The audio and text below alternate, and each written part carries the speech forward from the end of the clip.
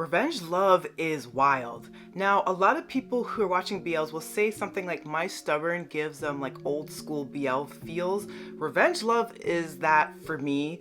This show is wild. It is problematique. There is, I'm sure, a whole host of criticism you can give for this show, but I am utterly captivated by every episode we got so far. I watched all 4 of them, and we're still getting 20 more episodes. I have to talk about this show. It is so crazy. I cannot stress enough. There is problematic elements in this, but I am completely fascinated. My eyes are glued.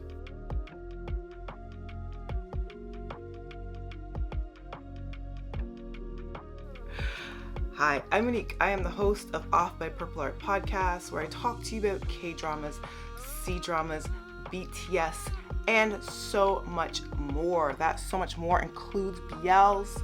Revenge love is upon us, and it's giving me a lot. It's giving me a lot to chew into. This is a show that is also available on YouTube, which I think is awesome. So you can watch the first 4 episodes with the English subtitles right on YouTube. You just search it up. I believe it's also streaming on Galga Ulala.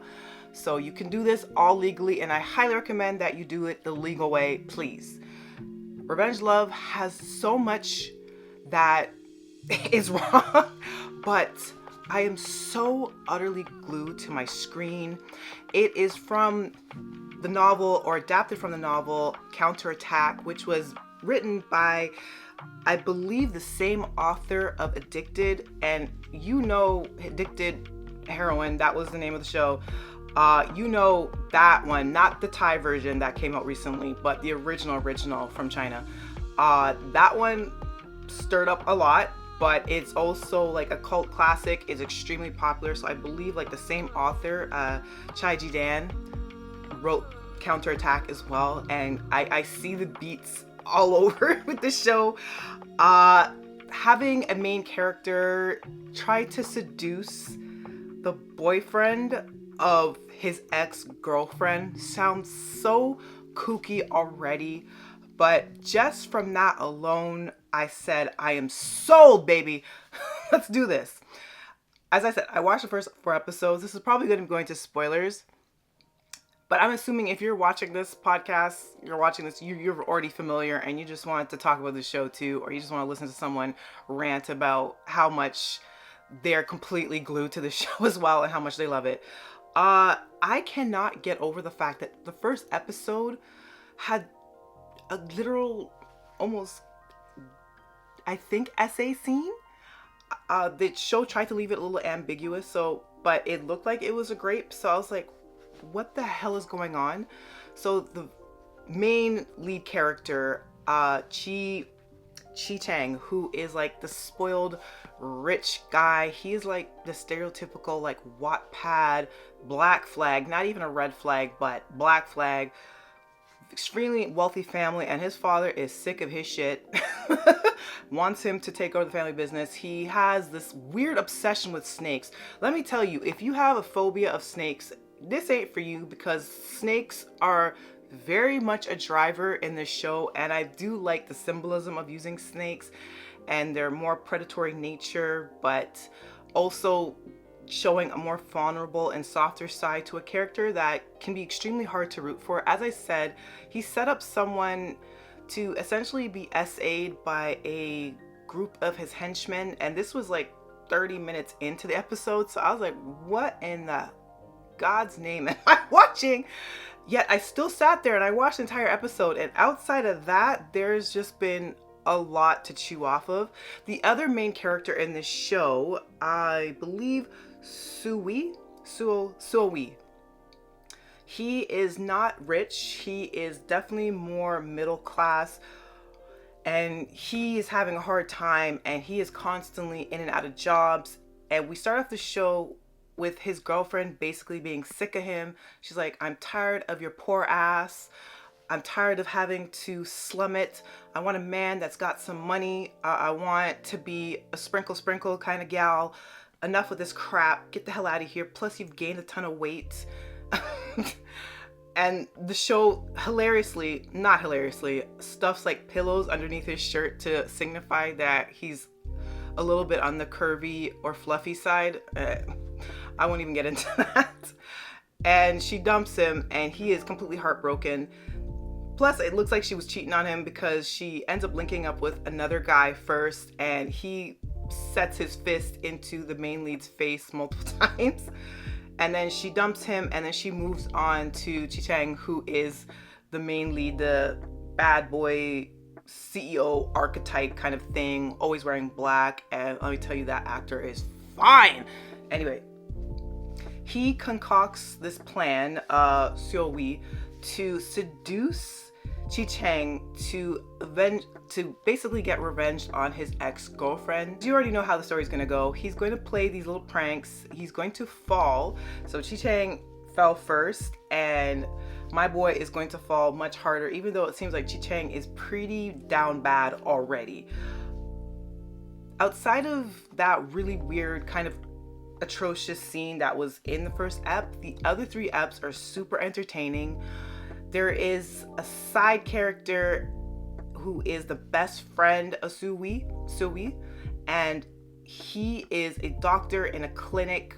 And there's also like a rival to Cheng who is kind of a friend, but more like a frenemy who has interest in the second male lead character who's a doctor, and they also spark. So we have at least 2 couples in the show, 2 beautiful male pairings, all 4 actors, really nice to look at, and they all have chemistry, and the show just levels into some of the wackiest hijinks.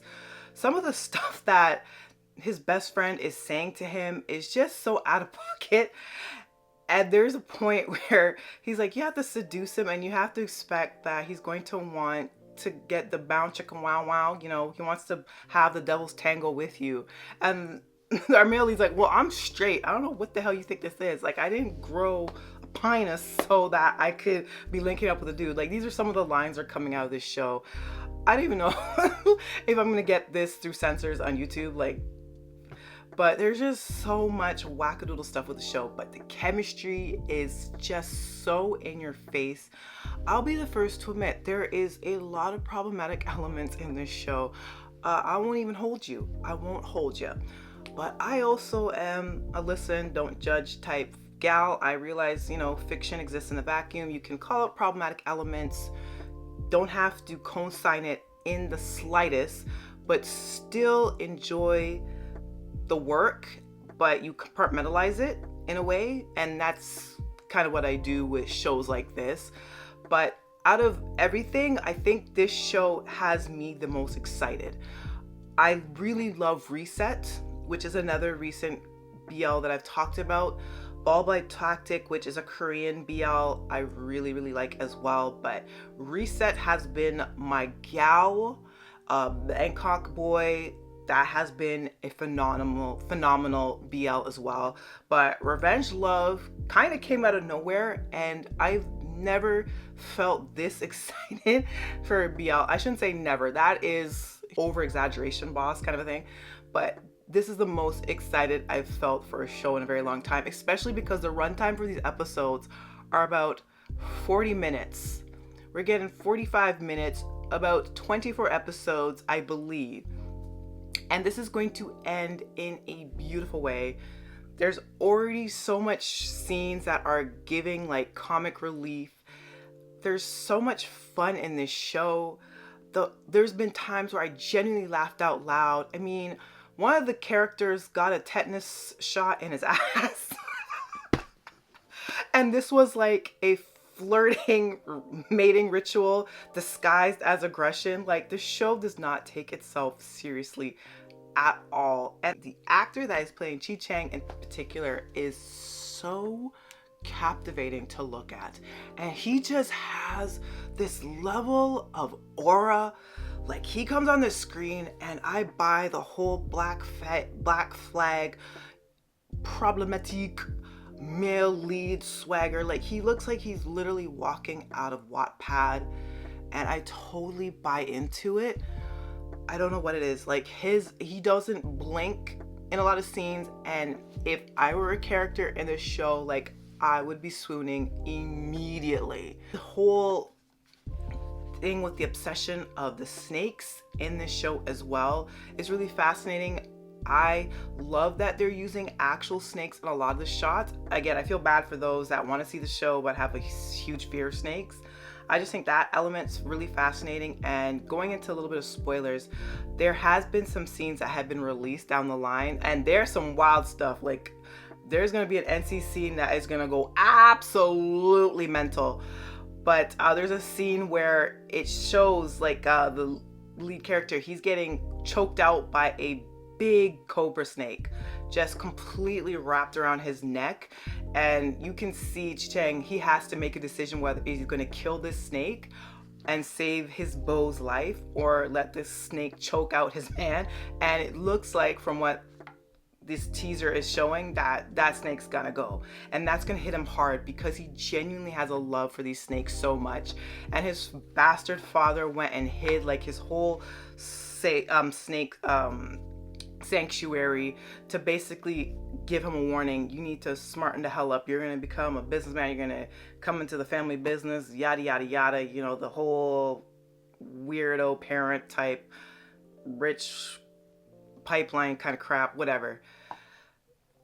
But I'm really looking forward to the more dramatic element. And there is going to obviously be the whole climactic point of the show when he finds out that he fell for a ruse, and by time he confronts Suoi about it, Suoi is also going to be in love, and he's not going to be able to explain himself, and he's going to be like, yeah, I initially went into this with bad intentions. I really wanted to get revenge on my girlfriend, but now I really fell for you. And then the other guy's not going to hear for it, and it's going to be this whole messy, delicious thing. So I have a lot of thoughts about this show. I love this show.